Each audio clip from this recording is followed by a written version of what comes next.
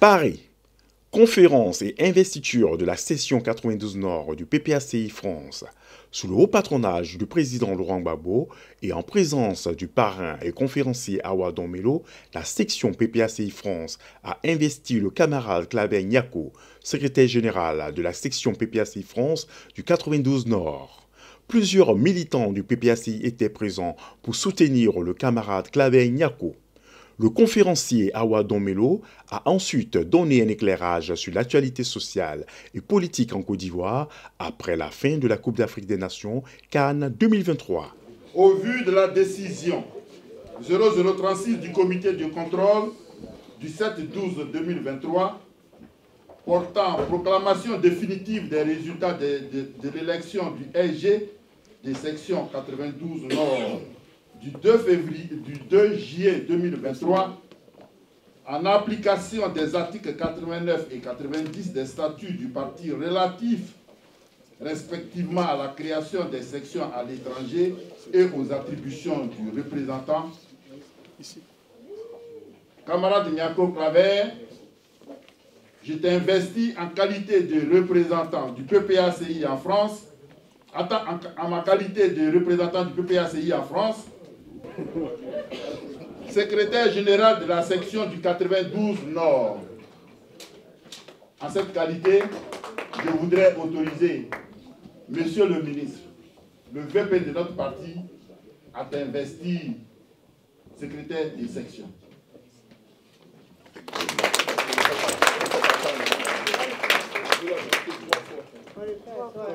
Trois fois. Tu t'assois plus, ouais. Il n'y a pas d'amortisseur.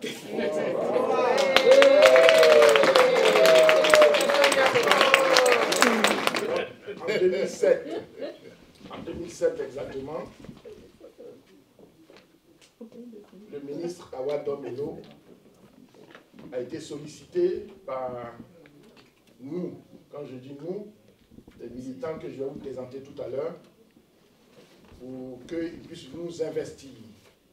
Et j'étais en ce moment-là le premier secrétaire général de la section du 92. Donc cette section est née donc, en 2007, mais avant, elle avait une histoire.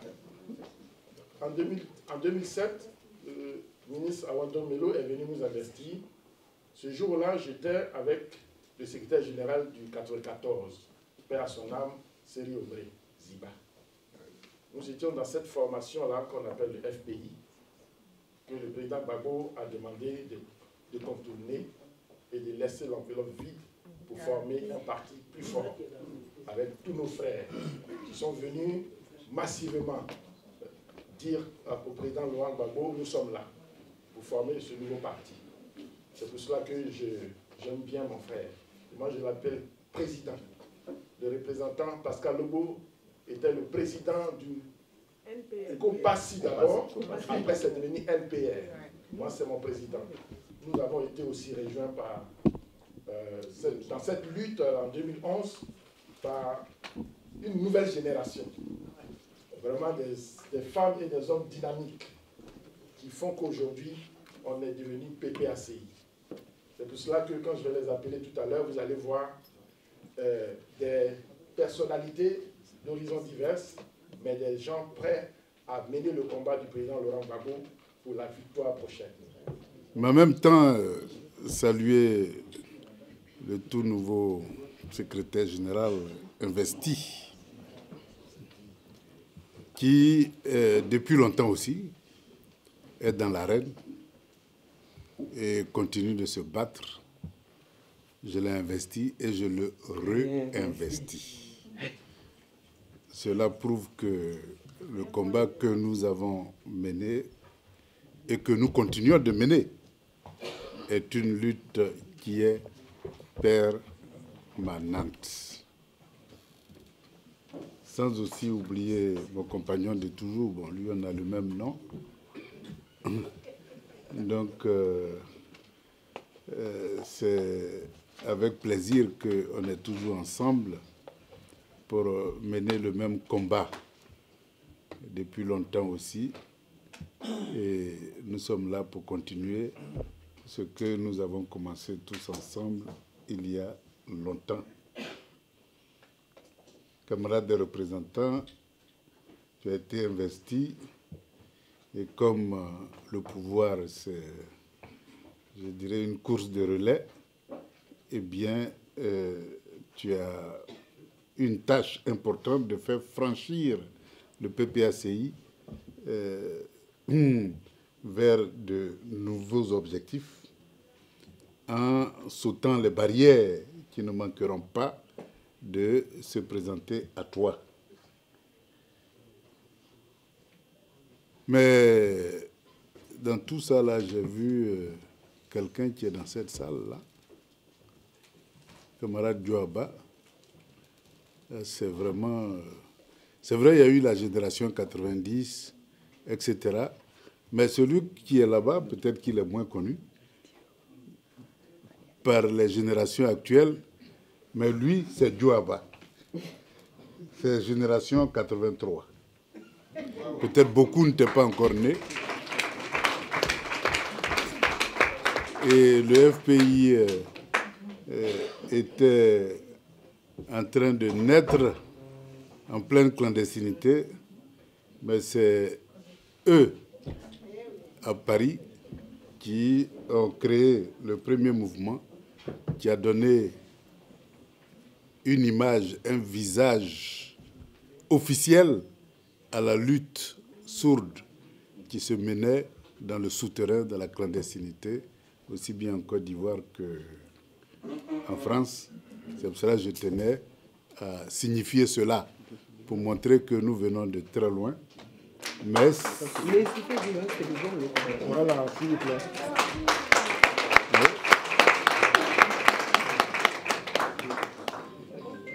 Mais nous allons très loin. Nous venons de loin et nous allons très loin. Ça veut dire que là où nous allons là, beaucoup d'entre nous n'existeront pas, mais la lutte continuera. Et donc, il faut s'armer de courage. Pourquoi? Parce que si on ne fait rien, rien ne se passera. Si on ne fait rien, rien ne se passera. Mais si on agit, beaucoup de choses arriveront rapidement. J'aimerais quand même souligner un élément important qui conditionne l'actualité, à savoir les casses qui se produisent à Abidjan.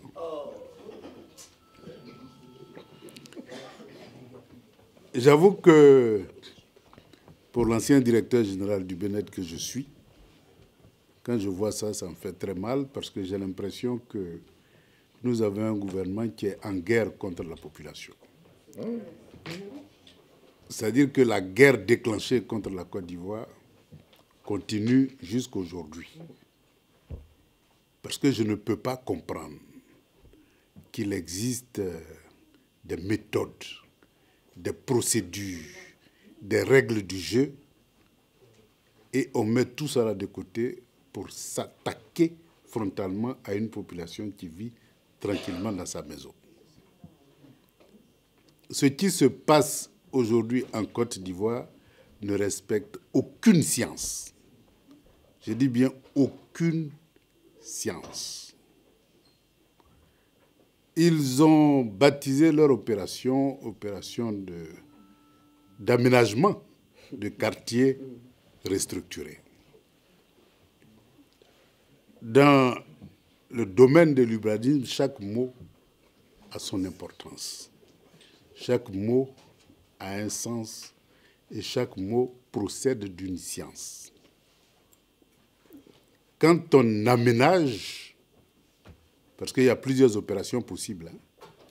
Il y a ce qu'on peut appeler l'aménagement urbain, ce qu'on peut appeler la restructuration urbaine, et il y a ce qu'on peut appeler la rénovation urbaine. Mais rien de tout ce que je viens de dire là ne peut se faire sans l'accord préalable de la population cible. Rien dans ce domaine-là ne se fait en dehors d'eux. Et donc, ce sera tous les grands projets, et c'est une norme internationale. Aucun projet ne peut se réaliser sans une étude d'impact environnemental qui procède de la participation des concernés à une opération de développement. S'il s'agit d'un aménagement, il s'agit tout simplement d'ouvrir de la voirie, de l'assainissement, de l'électricité, de l'eau, si c'est un quartier intelligent, des fibres optiques, mais aussi des équipements collectifs, des équipements sociaux, des équipements administratifs et des équipements sécuritaires. Tous ces éléments-là font partie d'un document de planification qui est accepté par la population. Et ceux qui doivent perdre leur logement sont indemnisés avec leur accord, après avoir négocié la juste compensation de la perte de leurs biens. Et c'est une fois que ceci est fait qu'on peut procéder aux casses. Mais nous assistons là à une guerre qui est déclarée contre la population de Côte d'Ivoire. On nous dit que c'est parce que quand il pleut, eh bien, il y a des zones sensibles et il y a des zones inondables. Donc, en prévention de cela, eh bien, il faut casser les maisons qui sont dans les zones sensibles.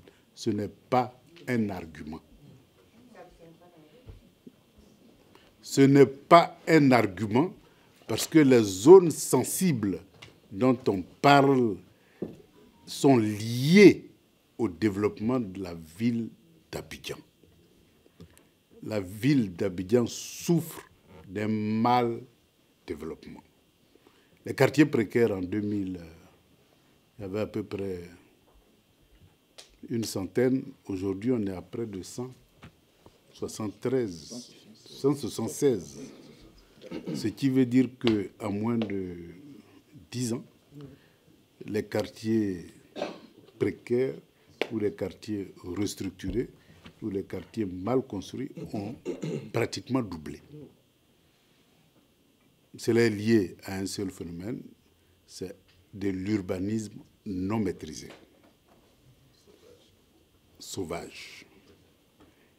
Et donc, voilà un État qui endette sa population avec un montant de la dette qui atteint à peu près 25 000 milliards aujourd'hui de francs CFA, dont on ne voit pas trop à quoi ces 25 000 milliards ont servi. Puisque les routes, les ponts qu'on nous présente, j'ai lu tout dernièrement la déclaration du ministre des Infrastructures, lui-même il dit que de 2011 jusqu'à aujourd'hui, le total des investissements fait 3 000 milliards, face à un endettement de 25 000 milliards. C'est-à-dire à peu près 15% de tout ce montant-là. Donc voilà la réalité. Mais lorsque vous allez demander où sont passés les 25 000 milliards, on va nous dire non, on a construit des routes, on a construit des ponts. Mais eux-mêmes, ils disent que tout l'investissement dans ce secteur-là n'a pas dépassé 3 000 milliards. Voilà la réalité. Et donc, si on vous envoie, on vous donne 10 000 francs CFA, on dit allez-y me trouver, m'acheter du pain, que vous venez avec une baguette de pain. Si je suis un ignorant, c'est-à-dire je ne connais pas le prix des pains, je vais vous féliciter. Vous avez bien travaillé, j'ai demandé du pain, vous m'avez envoyé du pain. Mais si je connais le prix d'une baguette de pain, je vais dire, camarade, où est ma monnaie? Qu'est-ce que tu en as fait? C'est cette question-là qu'on doit poser à notre gouvernement actuel. À quoi ont servi les 25 000 milliards de francs CFA qui plombent l'avenir de toute une population, de tout un pays pour l'avenir. Et la question de la dette, c'est vrai, on peut dire qu'aucun pays ne peut se développer sans endettement, mais la meilleure dette, c'est celle qui permet de générer suffisamment de revenus pour rembourser cette dette-là.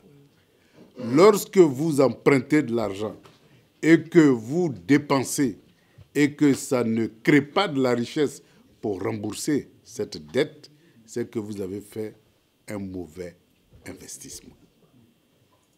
Et en Côte d'Ivoire, on peut parler de mauvais investissement. Parce que la dette actuelle se finance par d'autres dettes.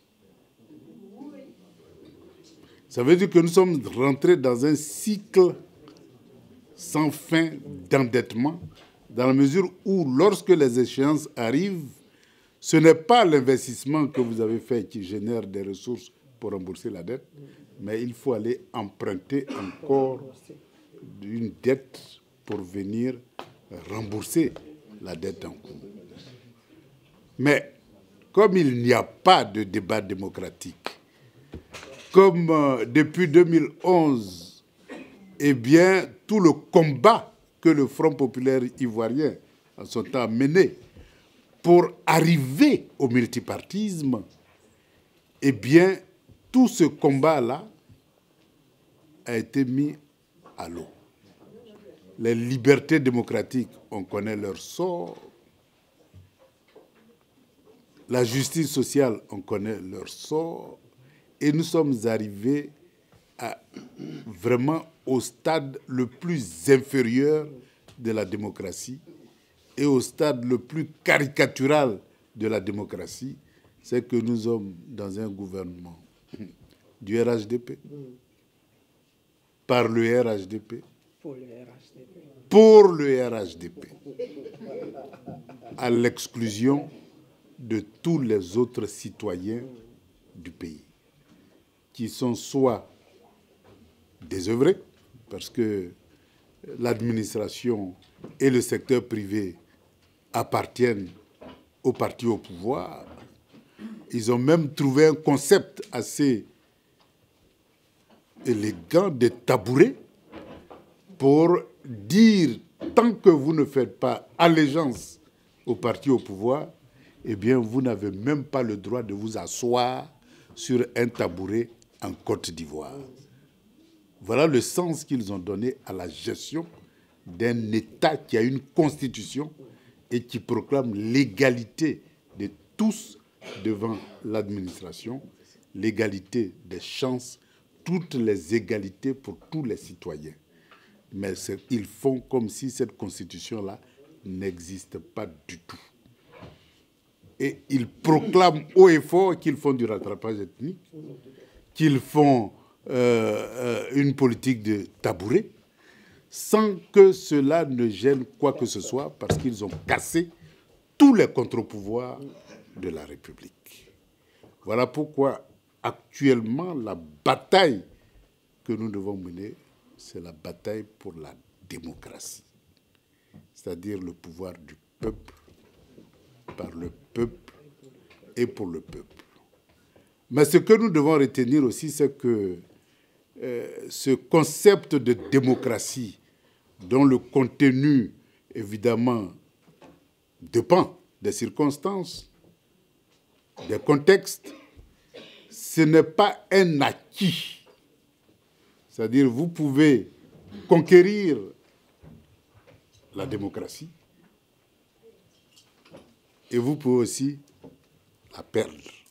Entre se libérer et continuer à être des esclaves modernes.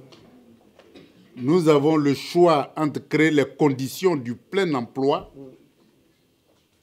en transformant toutes nos matières premières en produits finis ou continuer à être des producteurs de matières premières et donc ne pouvons pas employer des personnes qui ont un niveau de qualification beaucoup plus élevé que les PS, et donc qui se retrouvent au chômage ou en exil ou dans les mouvements djihadistes. Et donc c'est cette problématique-là qui s'offre à nous, et nous avons le choix. Faisons donc le bon choix en faisant de telle sorte que le PPACI, avec à sa tête Laurent Gbagbo, revienne au pouvoir pour asseoir une démocratie véritable, une souveraineté véritable dans un contexte qui a complètement changé, qui n'est plus le contexte de 90 ni de 2011, mais la réalité d'aujourd'hui où nous avons un monde multipolaire qui se dégage. Et donc, nous avons la possibilité de construire une démocratie. Mais pour ce faire, il y a des obstacles à franchir. Voilà. Le premier obstacle, c'est le nom de Laurent Gbagbo sur la liste électorale.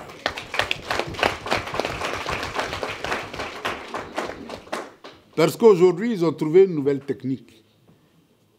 Dès lors qu'on sent que les idées que vous portez ne sont pas en phase avec l'hégémonie occidentale, eh bien, vous vous retrouvez criminalisé et vous vous retrouvez en prison ou en liberté provisoire et vous n'êtes pas capable d'être candidat à l'élection présidentielle, quand bien même vous êtes majoritaire. C'est ce qui se passe en Côte d'Ivoire. C'est ce qui se passe à côté de la Côte d'Ivoire. Même si je ne dis pas de nom, vous voyez, il suffit de suivre mon regard. Et c'est ce qui va se passer partout où les gens sentiront que celui qui peut prendre le pouvoir est un souverainiste.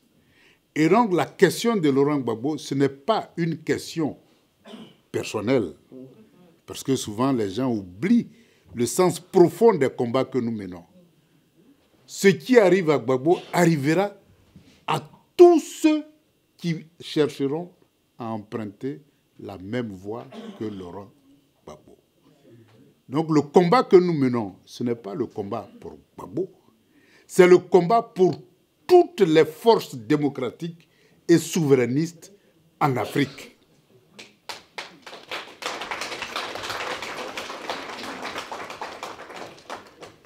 Si nous perdons ce combat-là, eh bien, il sera difficile qu'on accède à la souveraineté.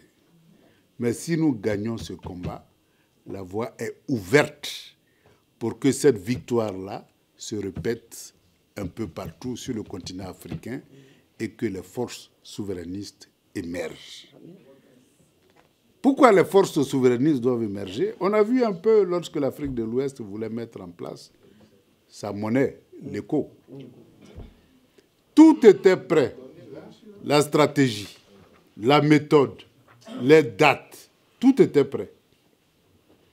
Eh bien, il a suffi tout simplement que Macron appelle Ouattara pour lui dire cette affaire-là, il faut tuer ça pour qu'on ne parle plus d'écho. Et donc, tant que nous ne sommes pas souverains, on ne peut pas aller vers le panafricanisme. On ne peut pas aller vers l'unité. Parce qu'il y aura toujours des chevaux de Troie dans le rang des combattants pour la souveraineté pour mettre à mal le processus d'intégration du continent africain. Cela ne date pas d'aujourd'hui, hein. C'est depuis les Kwame Nkrumah, etc., etc. C'est le même schéma qui fonctionne. Et donc, il faut arrêter cela en faisant monter les forces souverainistes pour aller vers le panafricanisme. Donc, voilà un peu la feuille de route des militants du PPACI. Donc, inscrire le nom de Gbagbo Laurent sur la liste électorale, c'est inscrire le nom de tous les souverainistes africains sur les différentes listes électorales dans tous les pays pour que les forces souverainistes émergent dans tous les pays africains. Voilà le sens profond du combat que nous sommes en train de mener. Et donc nous devons réussir ce combat-là. C'est un impératif. Et si nous réussissons, et le deuxième combat, c'est la liste électorale. Vous-même, vous savez que depuis 2010, eh bien, on a envoyé tous les souverainistes en exil ou en prison ou en exil intérieur, parce qu'ils ont quitté leur maison, ils ont quitté leur emploi, on les a chassés de tous les emplois possibles. Et donc, ils sont au chômage et en exil intérieur ou en exil extérieur. Et donc, ils ne sont pas en grande majorité sur la liste électorale.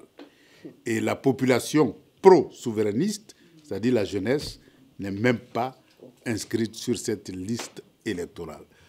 Et en même temps, ils ont mis en place des mécanismes d'accession à la pièce d'identité qui permet de s'inscrire sur la liste électorale, de telle sorte que, eh bien, si vous n'avez pas du travail, vous ne pouvez pas faire les pièces d'identité pour tous vos enfants en âge de voter.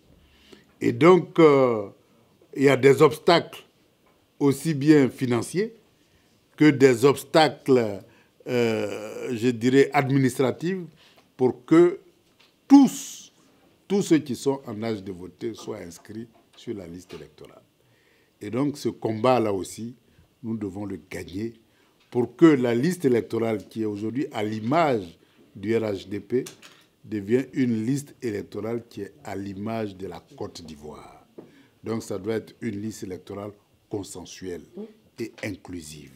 C'est la deuxième condition pour que les forces souverainistes puissent conquérir le pouvoir.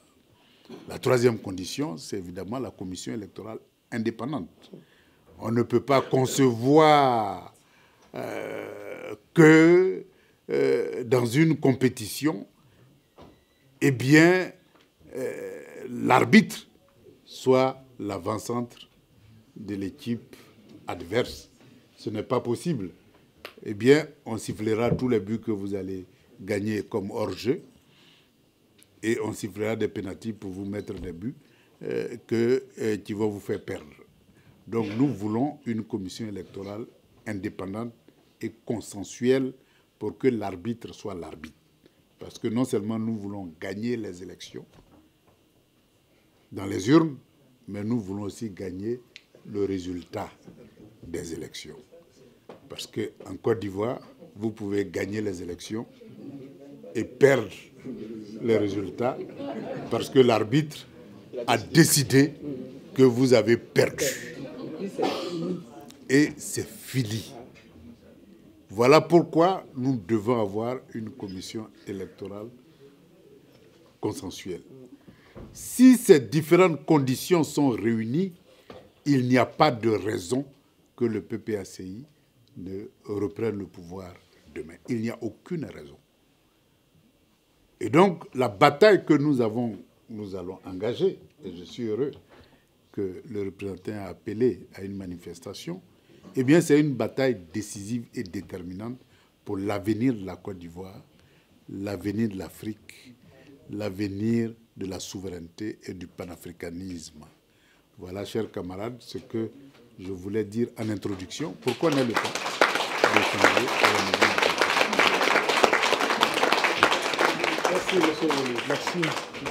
Après 3 ans d'existence, le bilan s'annonce positif pour le Parti des peuples africains Côte d'Ivoire, PPACI. Ils mettent donc le cap sur les élections présidentielles de 2025, avec la bataille de la réinscription de l'ex-président Laurent Gbagbo sur la liste électorale en Côte d'Ivoire.